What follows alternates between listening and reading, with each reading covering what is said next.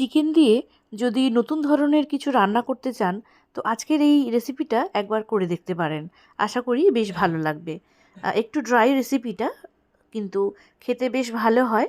রুটি, পরোটা বা ফ্রাইড রাইসের সঙ্গে তো ভীষণ ভালো লাগবে। তো তার জন্য আমি এখানে চিকেনের যে ব্রেস্ট পিসগুলো হয় সেই রকম দুটো পিস নিয়ে নিয়েছি। এর মধ্যে কিন্তু কোনো হাড় নেই, একদম সলিড যে পিস সেইগুলোই নিয়েছি। তো এইগুলোকে একটু কাটার প্রসেসটা দেখিয়ে দিই। এইরকমভাবে ছুরিটা একটু কোনাকুনি ধরে এরকম পাতলা পাতলা করে একটু কেটে নিতে হবে। এই রেসিপির জন্য চিকেনটাকে এইরকমভাবেই কাটলে দেখতে ভালো লাগবে আর খেতেও ভালো হবে।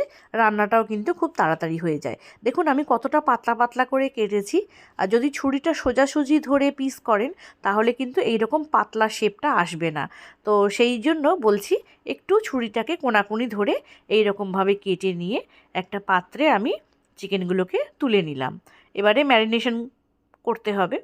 তো ম্যারিনেট করার জন্য একটু নুন দিলাম, আর সামান্য একটু চিনি দিচ্ছি, হাফ চামচ গোলমরিচের গুঁড়ো, 1 চামচ কর্নফ্লাওয়ার, আর সাদা তেল দিলাম, আর একটা ডিম দিলাম। তো সাদা তেলটা এই কারণেই দিই যাতে ব্যাটারটা খুব স্মুথ হয়। তো সব উপকরণ দিয়ে চিকেনটাকে ভালো করে মাখিয়ে নিচ্ছি। নিয়ে এটাকে এবারে রেখে দিতে হবে 1 ঘন্টার মতো, তাহলে চিকেনটা অনেকটা সফট হয়ে যাবে। এবারে চিকেনের একটু স্টক বানাতে হবে। তার জন্য একটা প্যানে জল গরম করতে দিয়েছি, তার মধ্যে দিলাম একটু ধনেপাতার যে ডাঁটা হয় সেই ডাঁটা একটু দিলাম ভালো ফ্লেভারের জন্য। এর মধ্যে একটু নুন দিয়ে দিলাম, আর দেব চিকেনের হাড়সহ কিছু পিস। দিয়ে এটাকে 5 মিনিট খুব ভালো করে ফুটিয়ে নেব, তাহলেই কিন্তু আমাদের চিকেন স্টকটা একদম রেডি হয়ে যাবে। এবারে একটা কড়াইতে রিফাইন্ড অয়েল দিয়ে ম্যারিনেট করা চিকেনগুলো ওখান থেকে তুলে নিয়ে আমাদের এখানে ফ্রাই করে নিতে হবে। তো এগুলোকে একসঙ্গে দেওয়া যাবে না, তাহলে কিন্তু একটার সাথে আর একটা গায়ে লেগে যেতে পারে। তো আমি এগুলোকে অল্প অল্প করে দিয়ে যতবার হয় আমি এটাকে হালকা করে ভেজে নেব। খুব বেশি কিন্তু কড়া করে ভাজবেন না, তাহলে চিকেনগুলো খুব শক্ত হয়ে যাবে আর ভিতরে কিন্তু জুসি ভাবটা একদমই থাকবে না, সেক্ষেত্রে খেতেও ভালো লাগবে না। তো হালকা করে 2-3 মিনিট একটু লো ফ্লেমে এপিট ওপিট করে ভেজে নিলেই কিন্তু চিকেনগুলো ফ্রাই হয়ে যাবে। তো বাদবাকি চিকেনগুলোকেও আমি একইভাবে ফ্রাই করব। একটা দিক ভাজা হয়ে গেলে সেটাকে উল্টে দেব, উল্টে দিয়ে আর একটা পিঠও হালকা করে একটু ভেজে নেব। তো এবার ভেজে নেওয়ার পর এগুলো তেল থেকে ছেঁকে নিয়ে আমাদের তুলে রাখতে হবে। এরপরে দেখুন পরের প্রসেসটাও কিভাবে করছি সেটাও আপনাদের সাথে শেয়ার করব। দেখতে থাকুন ভিডিওটা পুরো।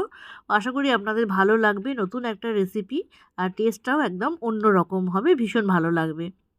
তো এবারে তেল একটু কমিয়ে নিয়েছি, 3 চামচের মতো রেখে তার মধ্যে শুকনো লঙ্কা আর রসুন কুচি দিয়ে দিলাম। রসুনটাকে একদমই পোড়াবেন না, হালকা করে ভেজে নিয়ে তার মধ্যে পেঁয়াজগুলোকে কিউব করে কেটে রেখেছিলাম সেগুলোকে দিয়ে দিলাম। এই প্রসেসটা কিন্তু হাই ফ্লেমে করতে হবে। লো ফ্লেমে করলে কিন্তু এগুলো নরম হয়ে যাবে, আর সেক্ষেত্রে আমাদের এখানে নরম করা চলবে না, একটু ক্রাঞ্চি রাখতে হবে। তো আমি ক্যাপসিকাম একটা কেটে নিয়েছিলাম, ওই একইভাবে সেগুলোকেও দিয়ে দিলাম। হাই ফ্লেমে এগুলোকে ফ্রাই করব। ভিনিগার দিলাম, একটু সয়া সস দিলাম, দিয়ে এটাকে ভালো করে নাড়াচাড়া করে নিচ্ছি। বিশেষ কিছু মশলা কিন্তু এখানে একদমই লাগে না, খুব সামান্য কিছু উপকরণ দিয়েই আজকের এই রেসিপিটা করছি, আপনারা দেখতেই পাচ্ছেন। এবারে ভেজে রাখা চিকেনের যে পিসগুলো সেগুলো এর মধ্যে দিয়ে দিলাম। আর বিশেষ কিছু এখানে দেব না। একটু কাঁচা লঙ্কা দিলাম, সেটা আপনি দিতেও পারেন, নাও দিতে পারেন, আপনি যেমন ঝাল খান সেই হিসেবে। গ্রেভি করার জন্য 1 কাপ চিকেন স্টক আমি এখানে দিয়ে দিলাম, যেটা আগে থেকে তৈরি করে রেখেছিলাম। এবারে পরিমাণ মতো নুন দিয়ে দেব, আর দেব গোলমরিচের গুঁড়ো। যেহেতু পেপার চিকেন, গোলমরিচটা একটু বেশি করেই দিতে হবে। গোলমরিচটা দিয়েও কিন্তু ভালো করে চিকেনটাকে একটু নাড়াচাড়া করে নিয়ে একটু কর্নফ্লাওয়ারের স্লারি করে রেখেছিলাম, 1 চামচ কর্নফ্লাওয়ার জলে গুলে রেখেছিলাম সেইটা এর মধ্যে দিয়ে দিলাম। শেষে আরেকটু চিকেন স্টক দিয়ে দিচ্ছি গ্রেভিটা তৈরি করার জন্য। এটা কিন্তু খুব বেশি গ্রেভি হয় না, হালকা সেমি গ্রেভি হয়, যাতে এটা রুটি, পরোটা বা ফ্রাইড রাইসের সঙ্গে খাওয়া যায়।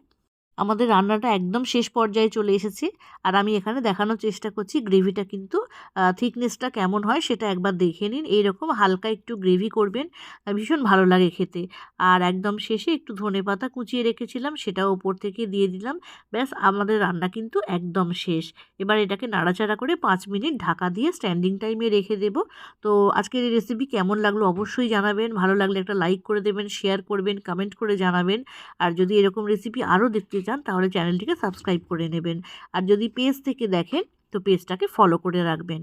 তাহলে আজকের এই রেসিপি এখানে শেষ করছি, দেখা হবে নতুন ভিডিওতে।